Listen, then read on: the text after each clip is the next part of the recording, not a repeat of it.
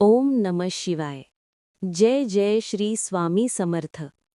मित्रांनो, आज आपण भगवद्गीतेतील 2 अत्यंत महत्त्वाचे अध्याय 2 सांख्ययोग आणि अध्याय 3 कर्मयोग यांचा सखोल अर्थ समजून घेणार आहोत.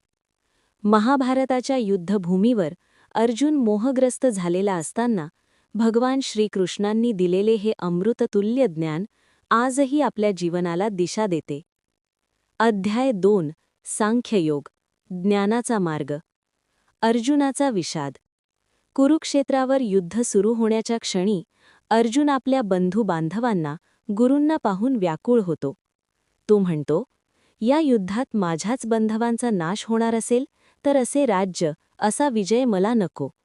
त्याच्या हातातून गांडीव धनुष्य खाली पडते, डोळ्यात अश्रू येतात आणि मन भीतीने भरून जाते. श्रीकृष्णांचे प्रथम उपदेश.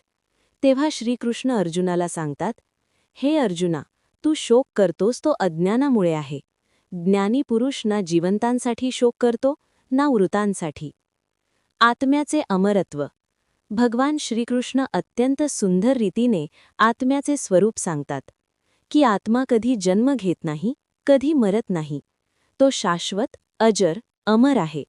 जसे आपण जुने कपडे टाकून नवे कपडे घालतो, तसेच आत्मा एक शरीर सोडून दुसरे शरीर धारण करतो.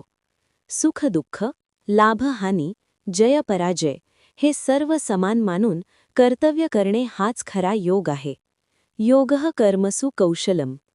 कर्म करताना मन शांत, स्थिर आणि समत्वपूर्ण असावे. स्थितप्रज्ञाची लक्षणे.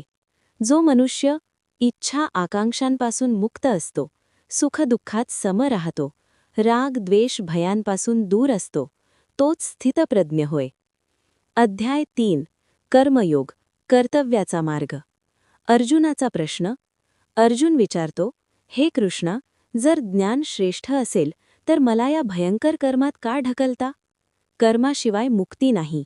श्रीकृष्ण उत्तर देतात, कोणीही क्षणभरही कर्म न करता राहू शकत नाही.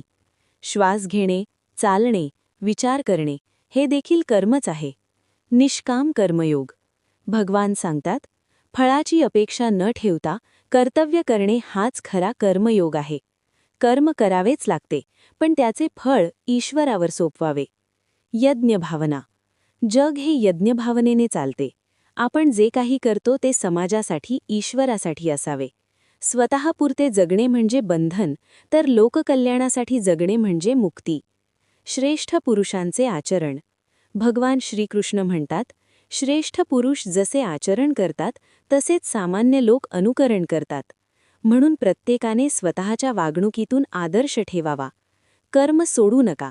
संसार सोडणे म्हणजे संन्यास नाही. आसक्ती सोडणे म्हणजे खरा संन्यास आहे. उपसंहार. मित्रांनो, अध्याय 2 आपल्याला ज्ञान देतो आणि अध्याय 3 आपल्याला कर्माचे महत्त्व शिकवतो. ज्ञान आणि कर्माचा समन्वय म्हणजेच भगवद्गीतेचा खरा संदेश आहे. जय जय श्री स्वामी समर्थ.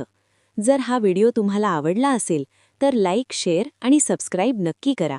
अशाच भक्तिपूर्ण ज्ञानकथांसाठी श्री स्वामी समर्थ चॅनलला जोडलेले रहा.